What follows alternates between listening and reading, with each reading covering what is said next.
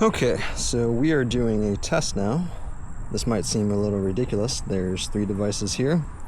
And so we have the IGS 630 here. We have the Wahoo Bolt V2. And then we have my cell phone, which is currently hooked up to my watch. So it's kind of like an extended display.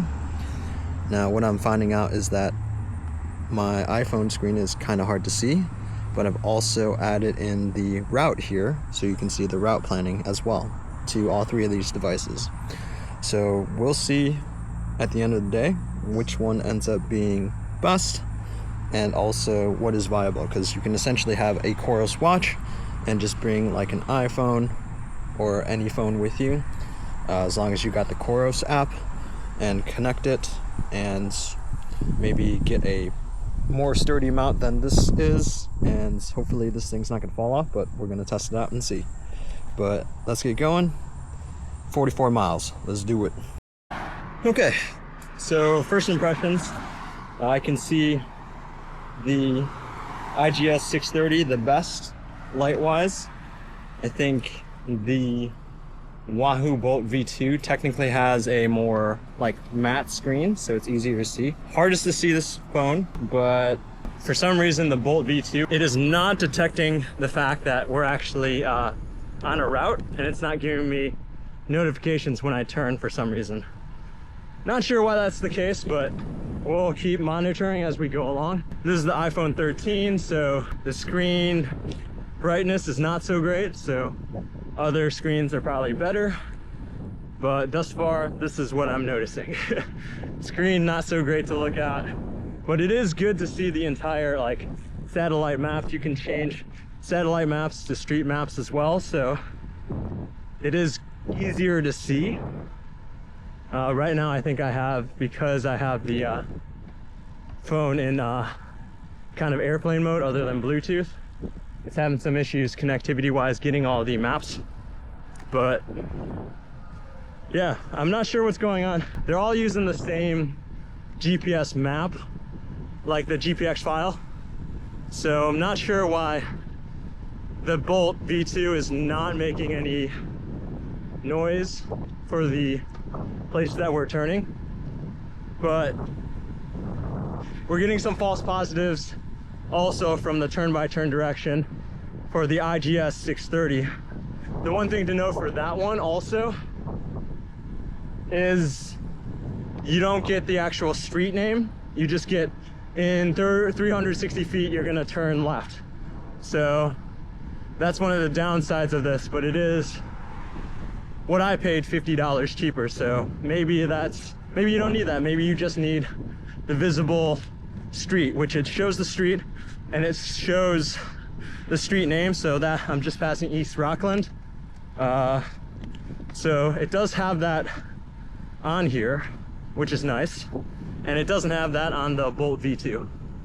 And I'm assuming if I turn on Wi-Fi, it'll have my cell phone connectivity, it'll have this on my cell phone, but I'm not sure. But we'll keep updating you as we go along. Thus far, interesting test. All right, while we have a break here, waiting for this light, we just hit Fort Sheridan.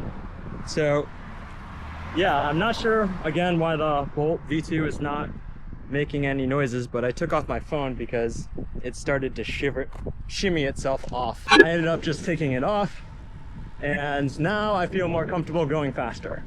So it works. I'm leaving the phone on, so just making sure, like, I want to know how much battery drain it has and how much we actually use with the Coros Pace 2, duplicating or extending the thing onto the phone. So we'll see. Okay, so the IG 630 went a little bit drunk. It thought I was going one way and then it flipped around, so it thought I was going the other way randomly, so it took like maybe a couple 100 meters to sort itself out. What I'm gonna do is I'm going to create another GPX, and I'm going to have my phone sync it up to the rest of these and create that with the Coros app. because that seemed to work better. And let's see if it actually gives me turn-by-turn directions on the Bolt V2, because it hasn't. But I had no clue this existed. So it says no swimming or diving or anything like that, but like, this is cool. I mean, you could really only get to this seemingly via bike or walking or something like that. But I see some people down the way, so there must be beach access somewhere. But well, I kind of want to dip my head in here. Oh, I'm gonna get sand in my shoes. But yo, beach twice in one day. Come on. Wow. And this is like very, very secluded. Check that out. Gotta get some of this fresh water here. Come out.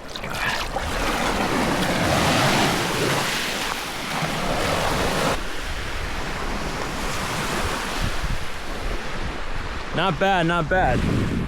All right, we gotta get going. It's 12:44. We gotta get back by 2. So we got an hour and 15 minutes. So yeah, that's about how long we've been running, I think. So been paused for about 2.5 minutes. So yeah, we gotta get going.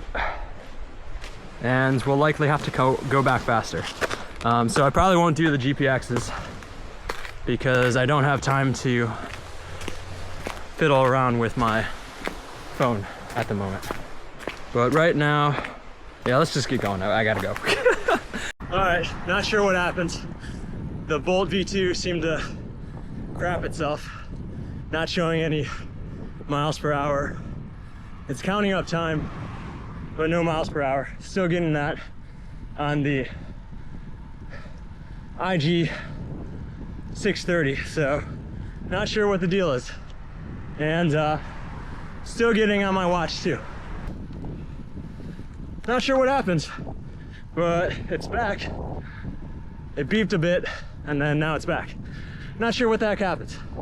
Okay, so after all that, does it make sense to have the bike computer or have one of these Coros watches and just extend the screen to your phone? I think it works if you just want one device to track everything. So yeah, if you do get something for your phone, for example, it does make sense to get like a mouse or like a quad lock.